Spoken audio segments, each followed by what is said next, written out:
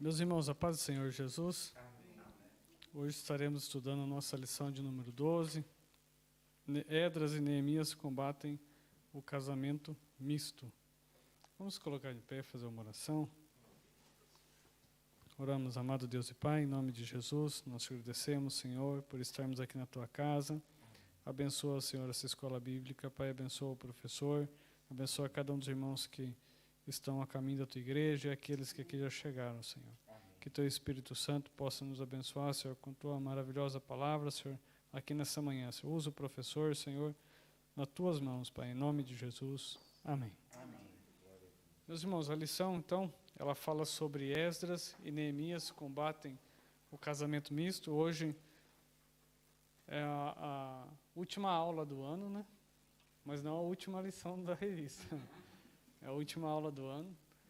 E semana que vem será a última lição.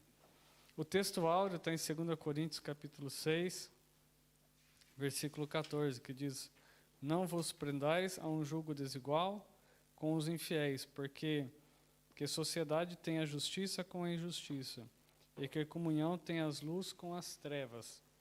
E a verdade prática, ela diz que o lar foi instituído por Deus para ser uma bênção, desde que seja observada a orientação divina na sua formação. E a leitura bíblica em classe, ela está em Esdras, capítulo 9, do versículo 1 ao 4, depois Neemias 13, 23 até o 26, depois 9, 8, 10, 1, 29 e 30. São vários versículos separados, mas nós estaremos lendo aqui para os irmãos. Que diz assim: Acabada, pois, essas coisas, chegaram-se a mim os príncipes, dizendo: O povo de Israel e os sacerdotes, os levitas, não se têm separado dos povos dessa terra, seguindo a abominação dos cananeus, dos heteus, dos ferezeus, dos jebuseus, dos amonitas, dos moabitas, dos egípcios e dos amorreus. Porque tomaram das suas filhas para si e para seus filhos, e assim se misturou a semente santa com os povos desta terra. E até a mão do príncipe e magistrado foi a primeira nessa transgressão. E ouvindo eu tal coisa, rasguei a minha veste e o meu manto, e arranquei os cabelos da minha cabeça e da minha barba, e assentei-me atônito. Então se ajuntaram a mim todos os que tremiam das palavras do Deus de Israel, por causa da transgressão da transgressão do cativeiro. Porém, eu fiquei assentado atônito até o sacrifício da tarde. Vi também, naqueles dias, judeus que tinham casado com mulheres asdonitas, amonitas e moabitas. E seus filhos falavam meio asdonitas e não podiam falar judaico, senão segundo a língua de cada povo. E contendi com eles, e os amaldiçoei, espanquei alguns deles, e lhes arranquei os cabelos e os fiz jurar por Deus, dizendo: Não dareis mais vossas filhas a seus filhos, e não tomareis mais suas filhas, nem para vossos filhos, nem para vós mesmos. Porventura, não pecou nisso Salomão, rei de Israel, não havendo entre muitas nações rei semelhante a ele, e sendo amado de seu Deus, e pondo Deus rei sobre todo Israel. E contudo as mulheres estranhas o fizeram pecar. E com tudo isso, fizemos um firme concerto e escrevemos. E selaram-nos os nossos príncipes, os nossos levitas e os nossos sacerdotes. E os que selaram foram Neemias, o Tirsata, filho de Acalias, e Zedequias. Firmemente aderiram aos seus irmãos, os mais nobres de entre eles, e conviveram num anátema e num juramento, de que andariam na lei de Deus, que foi dada pelo ministério de Moisés, servo de Deus, e de que guardariam e cumpririam todos os mandamentos do Senhor, nosso Senhor, e os seus juízos e os seus estatutos, e que não dariam as suas filhas aos povos da terra, nem tomariam as filhas deles para os nossos filhos. Então, o objetivo geral é salientar o perigo das uniões ilícitas, e os objetivos específicos é apresentar o combate de Esdras e Neemias com casamentos mistos explicar o porquê de um judeu não poder se casar com uma pagã e destacar a sobrevivência do povo judeu e aconselhar a respeito do casamento dos crentes e incentivar a esperar em Deus. Apesar de hoje todos nós, a grande maioria, ser casados, né? Temos aqui só o Patrick que está solteiro, mas essa lição ela vai falar bastante sobre o casamento misto, e quando a Bíblia vem se referir a esses casamentos mistos, é o casamento entre judeus e não judeus, essa mistura de gente, o perigo que isso havia, e quando nós tomamos para a nossa atualidade, é o perigo que há entre um crente casar com um descrente. Então, o Patrick, nessa manhã, vai ser usado por Deus para transmitir essa aula aos nossos corações, e havendo dúvidas, fiquem à vontade para perguntar. Amém? Patrick?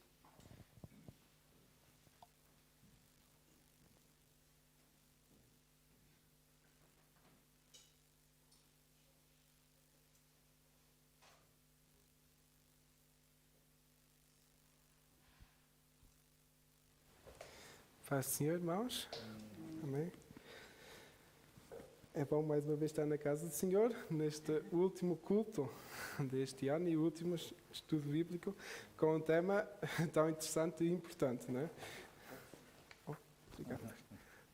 Obrigado, pastor. Às vezes precisamos de um espelho.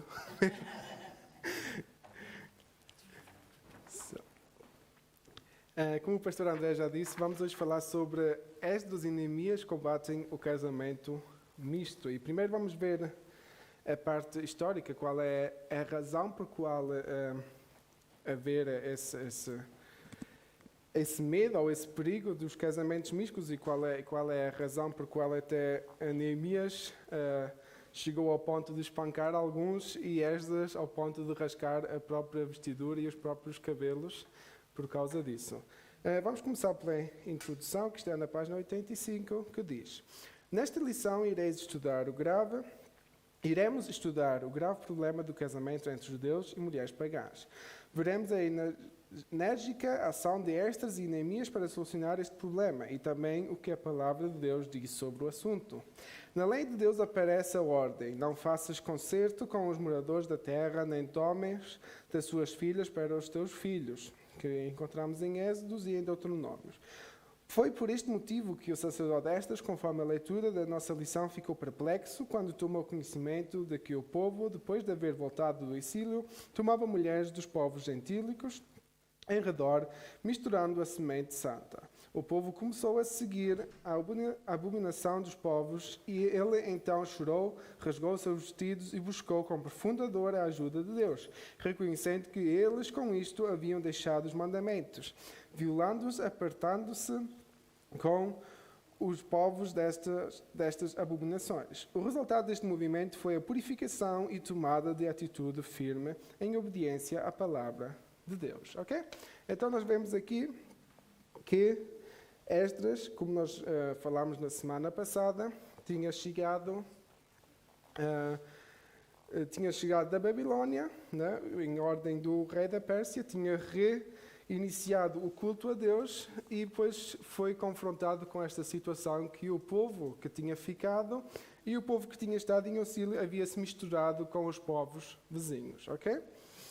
Nós podemos, no tempo de hoje, pensar que não era nenhum problema, mas nós vemos claramente que a Bíblia e a lei dada por Deus, transmitida por Moisés, não o permitia, por causa dos perigos que nós vamos perceber já, ok? Ponto 1 diz: Esdras e Neemias combatem o perigo do casamento misto. 1. A ira e a reação de Esdras. Quando Esdras foi informado que muitos judeus morando em Judá haviam-se casado com mulheres pagãs, ele ficou muito angustiado, manifestando a sua profunda tristeza, rasgou seu vestido, sua capa e arrancou os cabelos, tanto de sua barba como de sua cabeça, e assentou-se atônito na praça. A notícia de reação de Esdras espalhou-se pela cidade, e muitos reuniram-se a ele. Na hora do sacrifício da tarde, Esdras orou a Deus, e todo o povo chorou com grande choro. Nós vemos aqui Eu creio que todos que já leram, principalmente no Antigo Testamento, nós vemos muito que esse sinal de humilhação, de rasgarem as vestes, de rasgarem os cabelos, queria dizer que mesmo essas pessoas estavam a sentir-se humilhadas, estavam a sentir-se que tinham pecado perante Deus e não sabiam como sair dessa situação. Era um propósito de humildade perante Deus. E claro que estas, como profeta, sentia essa culpa pelo próprio povo que estava a liderar e sentia que só Deus podia solucionar esta situação. O ponto 2 diz: o efeito da atitude de Esdras foi imediato. Secanias, um judeu bem conhecido e que se havia casado com uma mulher estranha, disse a Esdras diante de todo o povo: agora, pois, façamos concerto com o nosso Deus de que despediremos todas as mulheres e tudo o que é nascido delas, conforme o conselho do Senhor e dos que tremem no mandamento do nosso Deus, e faça-se conforme a lei. Disseram a Esdras: levanta-te, pois, porque te pertence este negócio e nós seremos contigo. Esforça-te. Ok? Nós vemos então que aqui levanta-se Secanias, um judeu muito conhecido no povo, e que então sugere que todos os homens se separem das suas mulheres estrangeiras, não é? Que fique uma coisa claro, a palavra não nos está a recomendar a divorciar-nos a torto e a direito, ok? O que deve ficar claro é que aqui, e como nós vamos perceber continuando a leitura, havia um grande perigo espiritual e religioso, ok? Que a questão dos casamentos entre os povos estavam a misturar o sangue do povo de Israel. E o povo de Israel era um povo escolhido por Deus, santificado por Deus, e então a intenção era que esse povo mantesse-se santo. E nós vamos ler, e creio que nós todos conhecemos as histórias, principalmente do povo judeu, mesmo no tempo atual, que até agora o povo judeu é sempre um que vive separado dos restantes povos. Nós, se conhecemos a história da Segunda Guerra Mundial, havia muitos bairros que era só de judeus. Eles tinham lá as suas lojas, eles tinham a sua sinagoga, eles tinham lá tudo, e era só vivido por judeus. Eles não se misturavam com os outros por causa desta lei que Moisés os tinha deixado, e como já sabemos, os judeus ortodoxos, os mais conservadores, e não mantêm até agora e não se misturam com os outros povos, ok? Então nós temos que perceber que este contexto é para o povo de Israel, ok? Para o povo judeu. Terceiro ponto, o arrependimento do povo. Estes levantou-se e ao juramento a todos que fariam conforme as palavras de Secanias. E o povo jurou. Todos os que haviam retornado do cativeiro foram convocados, e Esdras falhou-lhes: vós tendes transgredido e casastes com mulheres estranhas. Fazei confissão ao Senhor, apartai-vos das mulheres estranhas. E responderam todos: assim seja, conforme as tuas palavras nos convém fazer. Sobre este negócio foram postos que Jonatas e Jaceias, auxiliados por 2 levitas. Eles receberam a incumbência ou o cargo de supervisionar o encerramento definitivo destas uniões proibidas pela lei de Deus. Antes mesmo da chegada de estas a Jerusalém, Neemias já havia enfrentado o problema do casamento misto. Vários judeus, inclusive alguns sacerdotes, haviam se casado com mulheres estranhas. Neemias os fez jurar que não mais fariam isto. Neemias afastou de entre os sacerdotes e de entre os levitas aqueles que eram estranhos, e contratou 9 sacerdotes e levitas para preencherem os cargos vagos. Um dos netos do sumo sacerdote Eliasibe era genro de Sambalate e foi afastado por Neemias. Ok? Eu creio que aqui fica claro que foi necessário que o povo judeu se separasse das suas mulheres estrangeiras, e especialmente os sacerdotes e os levitas que se tinham metido nessa situação. Eles deviam de conhecer até a lei ainda melhor do que o próprio povo, mas na mesma se deixaram seduzir pela aparência, se deixaram seduzir talvez pelas coisas que tinham em comum, e nós conhecemos uma história muito conhecida da Bíblia, que é Sansão e Dalila, que é o maior exemplo de como uma pessoa escolhida por Deus pode perder todo o seu chamado por causa de decidir desobedecer a Deus, escolhendo uma mulher que não era para ele. Que foi a questão de Dalila, que até levou ao ponto de contar o segredo que ele não devia de contar a ninguém, que foi o seu fim. E sabemos que ele teve um final ruim, né? Suicidou-se para salvar o povo. Eu creio que Deus de certeza tinha outro plano para ele, inicialmente, mas Sansão tomou a decisão de fazer à sua maneira e no final só conseguiu corrigir, tirando a sua própria vida para salvar o próprio povo, não é? Ao vingar-se do povo inimigo. Então nós percebemos que uma má escolha, nesse caso, pode trazer questões trágicas para a nossa vida. E falando do tempo atual, né, a escolha de uma esposa não é nada fácil. E é o único solteiro que está aqui presente que tem que estar a dizer isso. Né? A escolha de uma esposa não é nada fácil, porque sabemos que praticamente essa decisão vai ser uma decisão para toda a vida, se for uma decisão séria. Né? E nós não estamos a falar assim como fala o povo lá fora, que casa e depois de 2 meses nota que não dá certo e divorciam, como se fosse um contrato do telemóvel que vão cancelar outra vez. Infelizmente a sociedade vive assim, mas também porque já vive uma vida fora do propósito de Deus já antes do casamento, e isso traz muita confusão para depois a vida conjugal. Eu, pessoalmente, não sou casado, não posso dizer muito, mas eu sou filho e vi muitas coisas, e então eu creio que, principalmente crescendo num lar, e mãe, não leves a mal, porque crescendo num lar em que o jugo desigual é presente, é muito notório que é muito, muito complicado. E neste caso, a minha mãe não é culpada de existir o jugo desigual, ela simplesmente casou-se antes de se converter, e então o jugo desigual só apareceu depois dela se converter. E isso torna-se muito complicado, porque se lembram-se, eu disse a semana passada que o sim, sim e o não, não também é para o casal, e no jugo desigual isso não existe.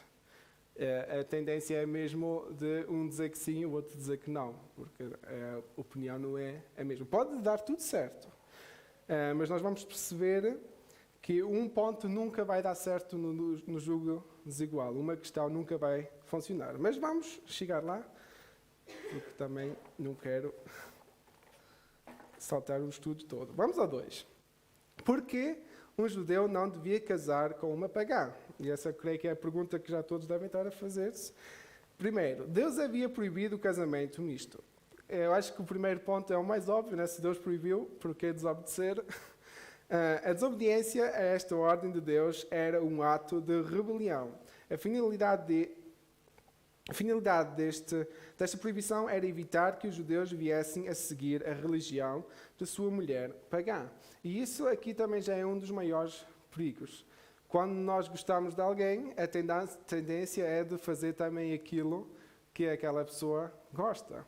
E nós talvez não temos aqui muitos casamentos, digamos, no jugo desigual, mas temos de culturas diferentes. Então, por exemplo, chegamos em casa, nós estamos acostumados que uma coisa é assim, e a mulher faz de outra maneira, e às vezes não dizemos nada porque nós sabemos que o costume no seu país é diferente.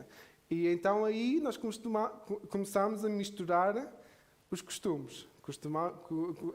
Começamos a misturar as culturas. Isso é no caso bom, que é na questão cultural não há problema nenhum, porque eu creio que se tomarmos a decisão de casar alguém que não é da própria cultura, também temos que depois medir as consequências da decisão que tomamos, não é?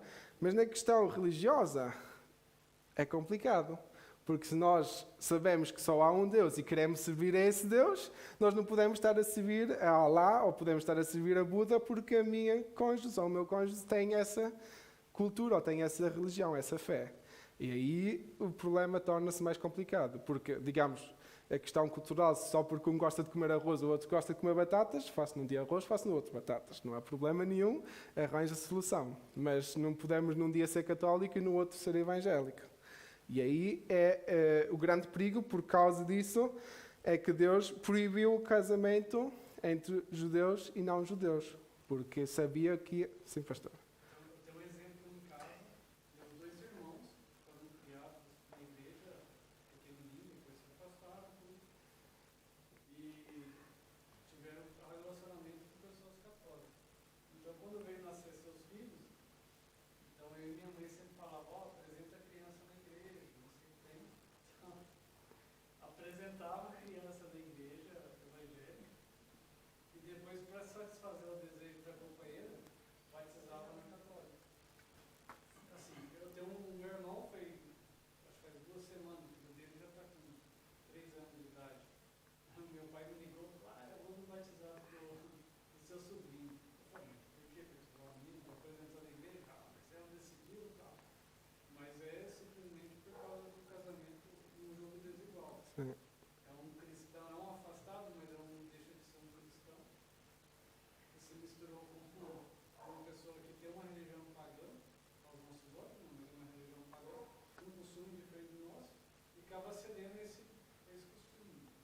Sim. É complicado, isso é verdade. Por isso é que temos que ter esse cuidado na questão religiosa, na questão da fé. E então foi por isso mesmo que Deus não o quis, porque nós sabemos que houve muitas questões, os deuses de Baal, os outros deuses que estão os nomes todos aqui mencionados da Bíblia, que apareceram foi por causa destas questões. E também conhecemos a história do rei Salomão, que teve várias... Eu acho que foi o homem que teve mais mulheres neste mundo, mas foi também casar-se com mulheres que eram do estrangeiro. E no fim, o homem que construiu o templo a Deus foi aquele que também desonrou a Deus por causa de trazer os deuses estranhos para Israel. E isso é o grande perigo na questão da fé entre o matrimónio do jugo desigual. Segundo ponto, página 87, diz: a história de Israel registra vários exemplos das consequências nefastas do casamento misto. Vejamos. A. Salomão, filho de Davi, rei de Israel, o que construiu o grande templo em Jerusalém, contaminou-se por causa dos casamentos com as mulheres pagãs. Elas perverteram seu coração e ele passou a seguir os seus deuses estranhos. Como consequência do seu pecado, no reino de seu filho Reubão, as 10 tribos do norte separaram-se e construíram-se em um reino independente sob a liderança de Jeroboão. Por isso, se nós agora percebemos porque é que a Bíblia fala a partir desse ponto entre Judá e Israel, é por causa disso mesmo. É por causa da desobediência de Salomão que o reino de Israel se separou em 2 reinos. Não? As tribos ficaram 10 para um lado e 2 para o outro. Não? Então nós vemos que tomar uma decisão dessa pode ter grandes consequências, principalmente quando são líderes espirituais, quando são os reis, quando são os sacerdotes, como nós vimos na questão de Esdras e Neemias. E então eles sabiam quais seriam as consequências disso. Não? B. Acabe, rei de Israel, casou-se com Jezabel, princesa Sidónia.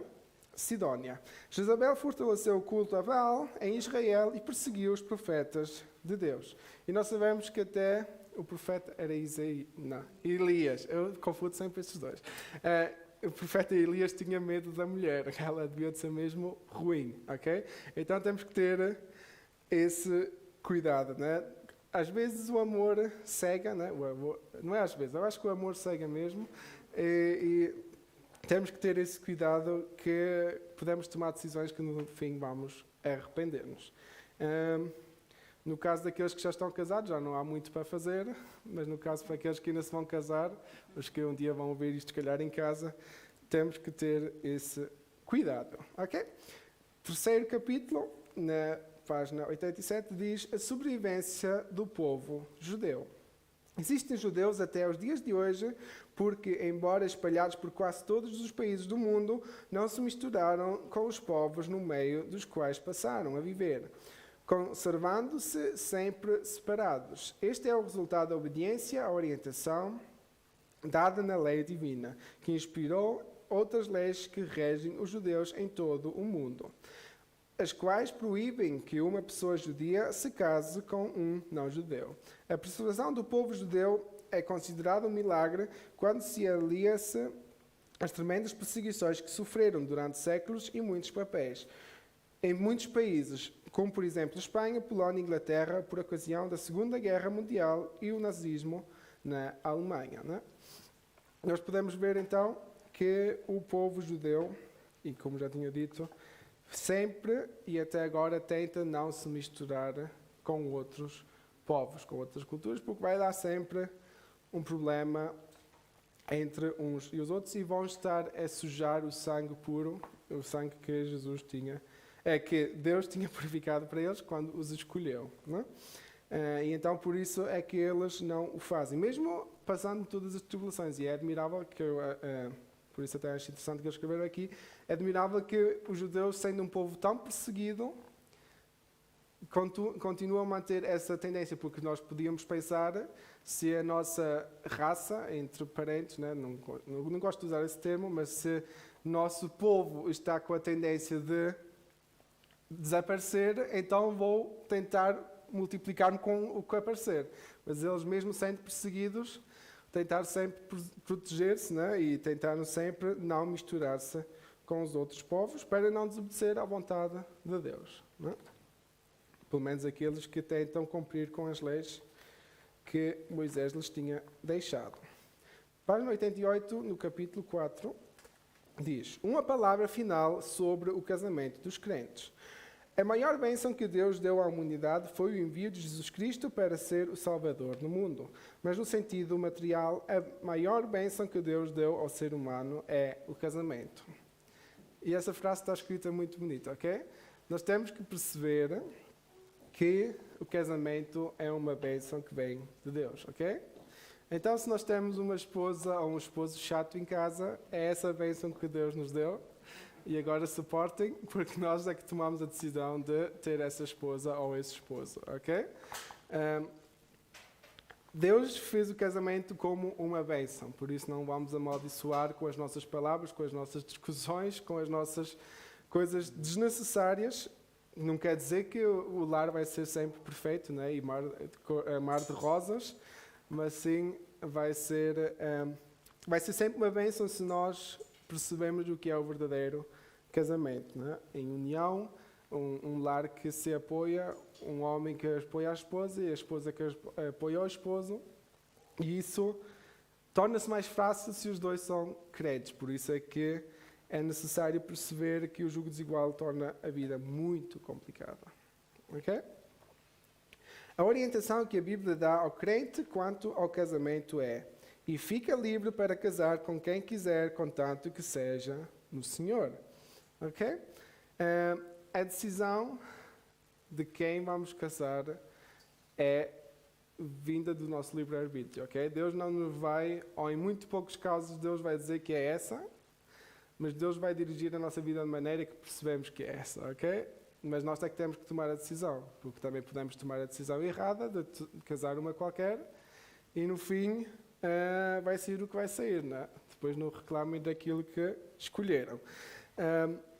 Mas que seja no Senhor, e aqui fica claro que não é uma qualquer, mas que seja alguém que normalmente devia de ser uma que tenha a mesma fé, não é? Porque senão vai haver problemas em casas, ok? A Bíblia explica em 2 Coríntios 6, 14 a 17, e vamos ler esse, porque senão não lemos nada, mas o resto é muito histórico, por isso eu creio que vamos resumir. 2 Coríntios 6, 14 a 17, que diz: 2 Coríntios 6, 14 a 17. Não vos prendais a um jugo desigual com os infiéis, porque sociedade tem que sociedade tem a justiça com a injustiça, e que comunhão tem a luz com as trevas, e que discórdia há entre Cristo e Belial? Ou que parte tem o fiel com o infiel? E que consenso tem o templo de Deus com os ídolos? Porque vós sois o templo de Deus vivente, como Deus disse, neles habitarei e entre eles andarei. E eu serei o seu Deus e eles serão o meu povo. Pelo que saí do meio deles e apartai-vos. Pelo que sai do meio deles e apartai-vos, diz o Senhor, e não toqueis nada imundo, e eu vos receberei. Ok? Então, o primeiro versículo já deixa muito claro, não vos prendeis a um jugo desigual com os infiéis, porque que sociedade tem a justiça com a injustiça, e que comunhão tem a luz com as trevas? Eu creio que é impossível que um casal viva na luz e nas trevas ao mesmo tempo. Graças a Deus a luz é mais dominante, mas se as trevas também forem muito fortes, podem apagar a luz, não é? Temos que perceber se juntos, se o casal não viver no jugo desigual, se o casal viver a mesma fé e lutar pelas mesmas coisas, também a educação dos filhos vai se tornar muito mais fácil. Porque assim como o pastor André já deu o exemplo, né, dos seus próprios familiares, o que é que vamos ensinar aos nossos filhos se nós mesmos, como os pais, estamos indecisos daquilo que nós pensamos ou queremos? Imaginemos uma questão fácil. O que é que vou ensinar aos meus filhos se eu, como crente, creio que Deus criou o mundo e criou tudo, e Jesus veio à Terra, e é o nosso Senhor Salvador, e a minha esposa cresce na evolução e vai explicar aos meus filhos que os macacos é que formaram-se e desenvolveram-se, e tudo veio de um átomo que andava perdido aí e formou-se tudo, não é? É um bocado complicado. A única coisa que vamos conseguir é que o nosso filho fique baralhado na cabeça. No fim não vai saber. E infelizmente a sociedade não vai ajudar, porque ele depois ainda vai ouvir na escola a mesma coisa que a mãe diz, que está a afirmar, e provavelmente vai depois começar a crer naquilo que nós sabemos que não é verdade. Por isso, se tomarmos já desde o início a decisão certa e ensinarmos as crianças, assim como também os pais o prometem quando abençoam os filhos, né? Quando vêm entregar os filhos aqui perante a igreja e perante o Senhor, é para ensinar as crianças no seu caminho, para quando se tornarem adultos não o percam, não o esqueçam. E então a responsabilidade é muito grande para os pais. Por isso também é muito complicado abençoar uma criança sabendo que os pais vivem no jugo desigual, porque um deles nunca vai conseguir cumprir com essa promessa. Eu creio que aí temos que ter um certo cuidado e temos que... Eu sendo jovem, né, eu creio que a nossa igreja tem tido grande bênção de receber muitos pastores que nos têm ensinado muito. Eu, pessoalmente, eu tenho aprendido muito com as vossas vidas e com as vidas de muitos pregadores que já tiveram, que ministraram sobre as famílias. Né? Eu ainda não estou casado, mas costumo participar das reuniões, não por causa de ter que participar, mas também costumo estar na técnica. Mas tenho aprendido muito. E a vida... entre casais, eu imagino que é uma grande bênção, mas também, pelo que eu ouço, é complicado. E por mesmo que eu vivi, né, sendo filho de uma mãe crente, de um pai descrente, vejo que é muito complicado quando o jugo desigual está presente. Porque eu sei, a minha mãe dizia que não, o meu pai dizia que sim, o meu pai dizia que não, a minha mãe dizia que sim, e o meu pai geralmente não dizia porque tinha essa opinião, ele dizia sempre a contradizer a minha mãe. E isso é muito complicado, crescer no meio disso, porque como é que esses filhos vão saber o que é certo e o que é errado, como é que esses filhos vão saber ou obedecer a alguém, se em caso sabiam, se perguntassem ao outro, iam receber ou não iam receber, com o jeito certo, iam receber sempre aquilo que queriam. E isso parte tudo do jugo desigual. E esse cuidado temos que ter, e orem por mim também, para que tome a decisão certa nessa questão. Não é? E que seja, já vou fazer daqui a 4 anos, já faço 30, não é? Está na hora. Mas que seja na hora de Deus. Amém? Então, a Bíblia explica Em 2 Coríntios 6, 14 a 17, que acabamos de ler, as implicações da expressão no Senhor. E cada crente que estiver pensando em casar-se deve meditar profundamente sobre este texto. Que Deus guarde cada crente de algum dia aceitar um jugo desigual com um infiel. Porque assim como o casamento na direção do Senhor enseja a possibilidade de uma felicidade sem limites, o casamento de um crente com um descrente com muita probabilidade será uma infelicidade. O casamento é uma união total entre homem e mulher. Jesus disse, não são mais dois, mas uma só carne. Amém? Está em Mateus 19, 6. Isto fala de uma perfeita união entre os cônjuges, envolvendo o corpo, a alma e o espírito de ambos. Casando-se o crente com o que não é crente, pode naturalmente obter união de corpo e em parte da alma, mas é impossível que haja união de espírito, pois enquanto um pertence ao reino de Deus, o outro é o reino das trevas. Okay? E aqui é o ponto-chave desta lição que temos que perceber. Quando tomamos a decisão de casar alguém ou juntar-nos com alguém que não é da mesma fé, e agora, claro que aqui fala relacionado à relação entre esposo, ou futuro esposo e futura esposa, mas nós podemos também tomar isto para nós como crentes. Por exemplo, se formos comerciantes ou se tivermos algum negócio, se o nosso parceiro de negócio também for alguém que não é crente, nós vamos ter sempre esse conflito na questão da moral, na questão espiritual. Porque o que para nós, por exemplo, nós não mentimos, não é? É uma das leis de Deus, nós não mentimos, mas nós sabemos que muitas empresas, para ter sucesso, é porque mentiram forte de fé, porque são corruptos. E então nós vamos ter aí estes problemas. Na questão de casamento, pode haver união de carne, não é? Nas relações sexuais, pode haver união de alma, que por parte é uma das razões porque é que não deve haver sexo antes do casamento, é porque a alma se une nesse ato, né? Não só a carne, mas também a alma. Mas nunca vai haver união de espírito, porque um espírito vai ser o de Deus e o outro espírito vai ser o do diabo. E isso nunca se vai juntar, e isso vai ser muito complicado, porque mesmo que haja acordo, aparentemente vai sempre haver desunião espiritualmente, né? Um vai tentar fazer as coisas por interesse próprio, o outro vai tentar fazer por interesse à vontade de Deus. E isso vai trazer sempre conflitos na vida conjugal. Amém? Se vocês quiserem dizer alguma coisa, porque eu não sou casado, vocês têm mais experiência, podem sempre acrescentar alguma coisa, algumas ideias que tenham, ou dicas, que eu gosto também de aprender, ok? Vamos então continuar, página 88. Que diferença tremenda que abre uma brecha muito triste na união.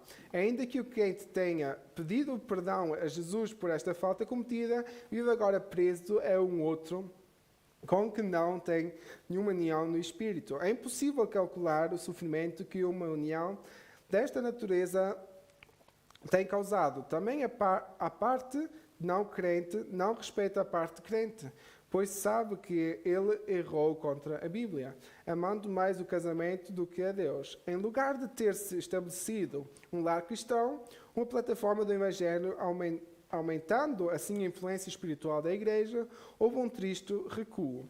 Um soldado de Cristo passou para o lado oposto. Em lugar de um lar cristão, com uma viva influência sobre os filhos, forma-se um lar sem definição espiritual. Os filhos estão desprovidos de ajuda espiritual. Isso é o grande perigo, como já tinha falado, e é como também nós lemos no início, que os filhos daqueles que se tinham juntado com as mulheres estranhas já nem sabiam falar o próprio idioma do povo de Israel. E isso é um grande problema. Claro que nós hoje em dia, nós vivemos todos na Alemanha e falamos, a maioria de nós fala português ou espanhol, ou coreano ou outro idioma, mas a verdade é que provavelmente os nossos filhos já não vão falar da mesma forma como nós falamos, né? Eles estão a aprender no alemão e estão a integrar-se na cultura em que estão a crescer agora. Que essa é uma realidade, e eu creio que vocês todos que têm filhos sabem isso, e então Isso está a acontecer também conosco. Mas qual é que era o grande perigo? Paz do Senhor, bem-vindo Luís e a esposa. Que bom ou melhor, qual é que era o perigo de isso acontecer no povo de Israel? Os textos que eles aprendiam, a Torá, era em hebraico. Se os filhos não sabiam mais falar o idioma, eles não tinham a vantagem que nós temos de pegar na Bíblia em alemão, ou pegar na Bíblia em português, ou em espanhol, o que houver em casa, aquilo que o filho entender melhor, né? Eles tinham que aprender a Torá em hebraico. E se eles não sabiam o hebraico, como é que eles iam aprender e ensinar corretamente à próxima geração? Por isso aí a questão do idioma também era muito importante. A mistura trazia sempre problemas à questão religiosa, à questão da fé do povo de Israel, fora da questão matrimonial. Não é? Por isso, aqui também o destaque do jugo desigual vai trazer sempre também problemas para os filhos. E isso ainda é algo que acontece no dia de hoje. Claro que o idioma não é o problema. Até acho que dá muito jeito, quando os filhos falam um bocadinho melhor o idioma do país em que estamos, ajudam os pais a interpretar as cartas ou o que for necessário. Mas a questão espiritual no jugo desigual é sempre problemático, porque os filhos não vão aprender da forma como podiam aprender se os pais fossem os dois crentes. Então temos que ter esse cuidado antes de tomar a decisão do casamento, não é? Antes de tomar a decisão até do namoro, porque verdadeiramente é muito complicado converter alguém, principalmente quando a questão é o amor, porque as pessoas são dispostas a viver uma vida de crente até ao casamento e depois a cara verdadeira que se vai ver depois do casamento, porque depois aí já alcançou aquilo que queria. E temos que ter esse grande cuidado. Mas infelizmente não estão aqui muitos jovens. Espero que qualquer dia ouçam isso em casa, ou que possamos ter uma reunião para os jovens para falar sobre isso, que é muito importante. E é o capítulo 5, na página 89, que vai falar também sobre isso, que diz: espera em Deus. Findamos este estudo sobre o casamento misto, onde a palavra de Deus é muito clara neste apelo: espera em Deus. Jovem, o seu desejo de ter um lar e experimentar a riqueza do amor de um companheiro ou de uma companheira é natural.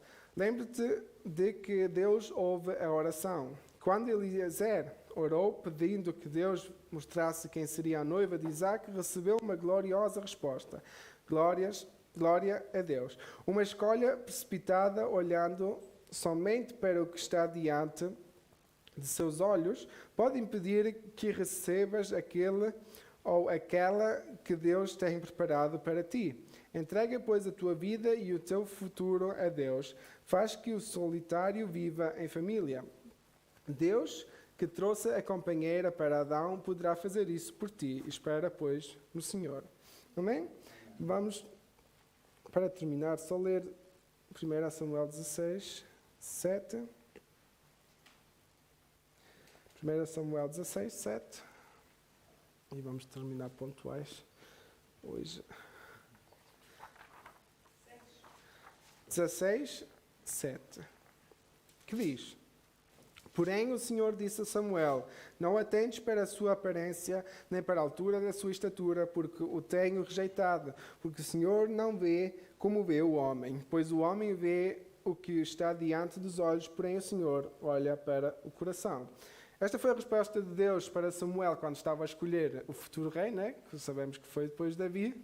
E Samuel, sendo homem, assim como nós olhamos para as aparências das pessoas, nós olhamos primeiro para a física, os rapazes olham para as meninas olham para os meninos e, claro, a primeira coisa que vão ver não é a grande espiritualidade, mas é a aparência, né? Que é óbvio. E os cientistas dizem que a pessoa, em menos de 7 segundos, já decidiu se acha uma pessoa interessante ou não, ok?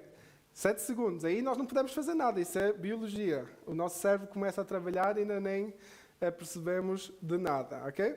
Por isso, a decisão que tomamos de ter uma conversa com uma pessoa ou não é tomada em 7 segundos. E não é por causa dela ser santa ou não, se ser crente ou não. Então temos de ter aí esse cuidado, que há também sempre um grande risco de ser a pessoa errada ou a pessoa que nos vai separar de Deus, em vez de nos juntos servirmos a Deus. E temos de ter esse cuidado como jovens, como aquelas pessoas que ainda têm o casamento pela frente, de não nos deixarmos enganar pelas aparências. Amém? Então, entregue de volta ao pastor André e se tiverem perguntas, fiquem à vontade de as fazer.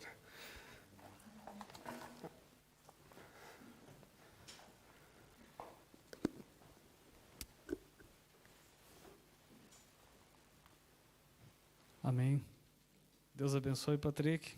Excelente aula. E no final aqui, o Patrick falou, quando Eliezer orou pedindo a Deus que mostrasse quem seria a noiva de Isaac, recebeu uma gloriosa resposta. Então, o segredo está aí, orar a Deus. Mas Abraão, antes de morrer, ele chamou o seu servo e pediu para que seu servo encontrasse uma esposa para ele. Então, Patrick, fica tranquilo.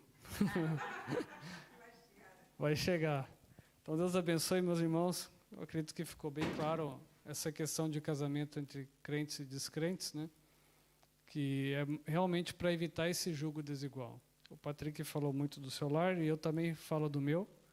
Os meus pais, quando se casaram, não eram crentes. E depois a minha mãe veio se converter. E a minha mãe levava nós para a igreja e meu pai todo ano levava a gente para Aparecida do Norte.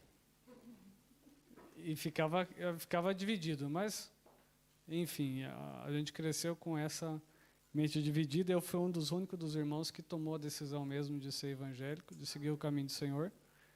E os meus 2 irmãos não. Eles falam que são crentes, que acreditam em Deus, mas não querem ir para a igreja. Só vão a hora que a situação aperta, né? Mas é um tanto complicado isso mesmo, por consequência desse julgo desigual, né? É justamente aquilo que o Patrick falou muito bem hoje. A mãe faz o filho seguir um caminho, o pai faz um filho seguir o outro, daí o filho nunca sabe se vai seguir o caminho do pai, o caminho da mãe, e fica com a mente dividida.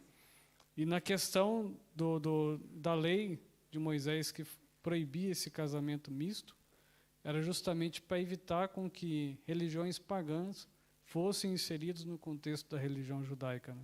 Então, se eles cresciam desde criança sabendo que tinha que adorar um Deus, servir somente a um Deus, oferecer sacrifício para esse Deus, de repente uma mistura faria com que essa criança começaria a oferecer sacrifício a um Deus pagão também. Então, o grande perigo que a Bíblia sempre quis evitar, Deus quis evitar, a orientar a humanidade acerca disso, a instituir uma lei acerca disso, é com que as gerações futuras fizessem se perder aquilo que aprenderam desde o princípio. Porque imagina, um filho que nascesse desse relacionamento e que tomasse um caminho diferente, se esse filho lá na frente viesse a casar com uma outra pagã, então ali já teria se perdido tudo aquilo que se aprendeu. Mas Deus abençoe, meus irmãos. Semana que vem, ano que vem, né? Não semana que vem, ano que vem. Ano que vem vamos estar aprendendo sobre a vigilância conserva pura a igreja. Então, que todos nós tenhamos aqui, próximo domingo, para aprender um pouco mais a palavra de Deus. E ano que vem será a nossa última aula dessa revista. E depois estaremos começando uma nova revista. Deus abençoe a todos. Pastor, antes de terminar,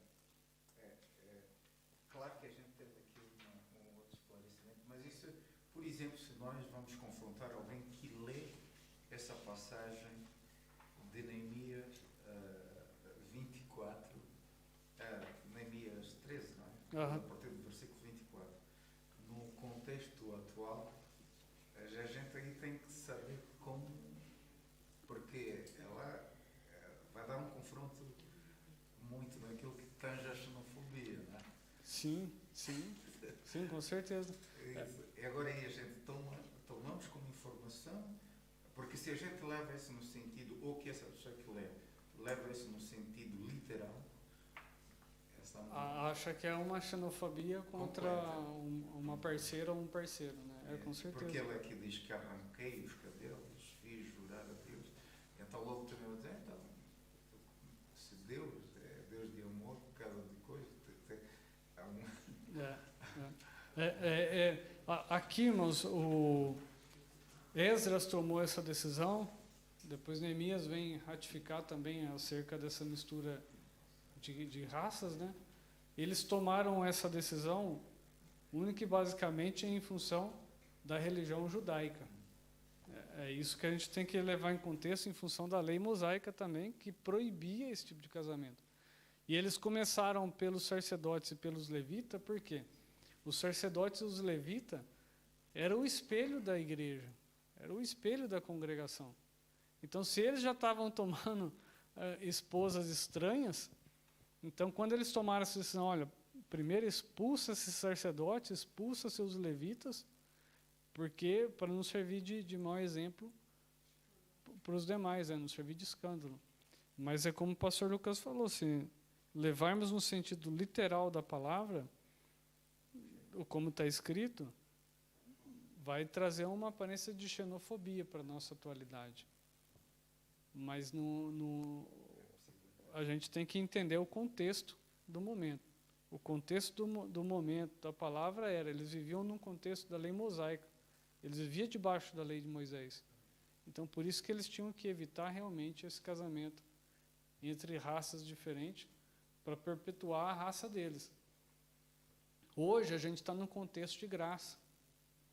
Hoje, nada impede um português casar com uma alemã, um brasileiro casar com uma coreana, como nós temos aqui. Nada impede isso. A questão, a nossa defesa não é a mistura de raça, muito pelo contrário. Amém? Que isso seja frutífero, né?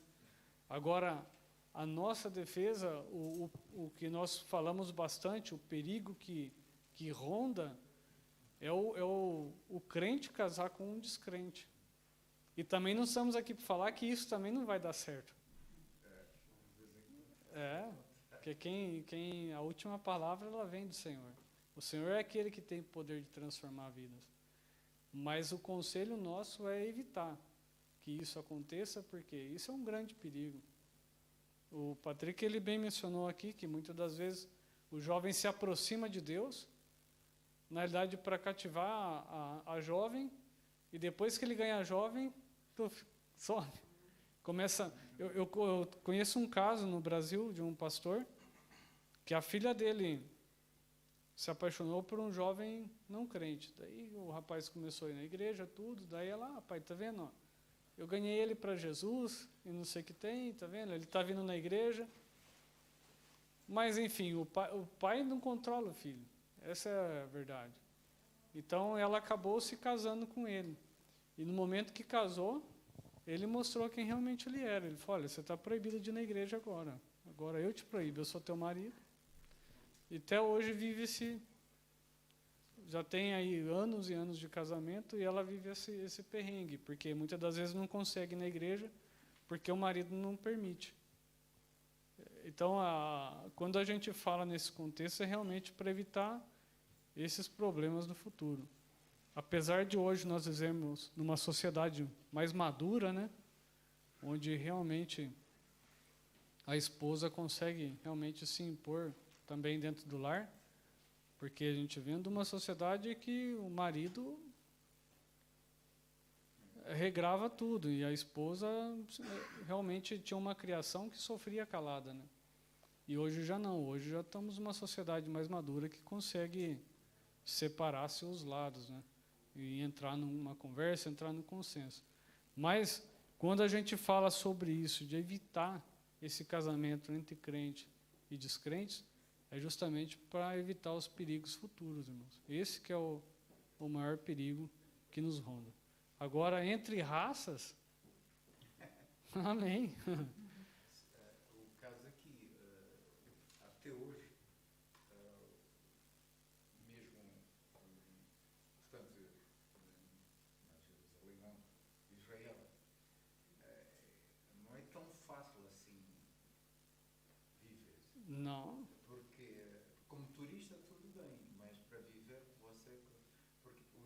quando têm emprego, uma firma, normal, primeiro é judeu, segundo é judeu, terceiro é judeu, depois, talvez, é que pode entrar, talvez. Um estrangeiro. Sim. Assim, não é diferente se a gente for pensar nas companhias. Uma companhia alemã, o header da companhia sempre é um alemão.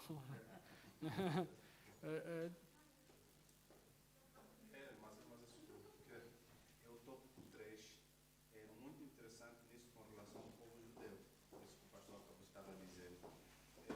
É um povo, as dificuldades que passou no mundo atual com o nazismo e outras coisas todas, é um povo que podia ter muitas razões de misturar-se. E mesmo assim prevaleceu os princípios que eles aprenderam na palavra de Deus. E mesmo Mateus é um povo muito cauteloso. O pastor percebe, mesmo ao fazer negócios, é um povo que dificilmente no negócio vai à falência, porque enquanto nós às vezes agimos com a cabeça, sem o coração, eles agem muito com o coração e pensam sempre nos riscos. Por isso é que muitas vezes agimos com os judeus, tudo que ele pega prospera às vezes, porque já tem uma outra maneira de pensar e com relação a isso que estamos a ver aqui, isso de não misturar-se, faz algum sentido também. E eles se fecham entre si, né? Fazem negócios entre si, fazem negócios prosperar entre si. É tipo uma maçonaria aí. Sociedade secreta, crescem junto, mas e tem suas comunidades espalhadas no mundo inteiro e são bem rígidos quanto a isso. Ainda preservam a questão do casamento entre os pais escolherem a noiva. Assim, quando a gente começa a aprender sobre culturas, irmãos, é interessante. Eu fui em 2017, não lembro se foi 2017, acho que 2018. Eu fui em Manaus fazer um serviço lá e veio um indiano também para Manaus. E a gente estava fazendo um serviço junto. Daí um dia ele pegou, eu já contei isso para os irmãos, ele me perguntou quanto de ouro eu tinha. Eu falei, quanto de ouro? Eu falei, tens aqui no dedo só, e mais nada. Ele pegou e falou assim, mas só isso? Eu falei, só? Eu falei, a gente não tem esse costume de juntar ouro. Eu falei, não tem dinheiro nem para juntar ouro. Daí ele começou a me explicar que eles, quanto jovens, começam a juntar ouro para comprar o dote. Em algumas regiões eles ainda pagam o dote. Ele falou assim, não, eu já tenho uma noiva, ele mostrou a foto, daí esse dia eu até vi ele no Facebook, ele casou, falou, opa, juntou bastante ouro. Ele falou assim para mim, falou, não, eu tenho que pagar o meu dote. Ele falou assim, é normal, quando a gente faz aniversário, o pai e a mãe dão ouro. Tá aqui 10 gramas de ouro. Ele falou, eles vão juntando, para chegar na idade adulta e comprar-se o dote. Então, são questões bem interessantes, culturais. Eu falo, imagina agora, eu não consigo imaginar, vou colocar aqui um brasileiro, que é a cultura que eu mais estou imerso. Um brasileiro juntando ouro para comprar um dote de uma indiana. Eu não consigo ver isso. É um tanto interessante. Então, meus queridos, que Deus os abençoe. Semana que vem estaremos aqui novamente. Ano que vem, né? Deus abençoe vocês.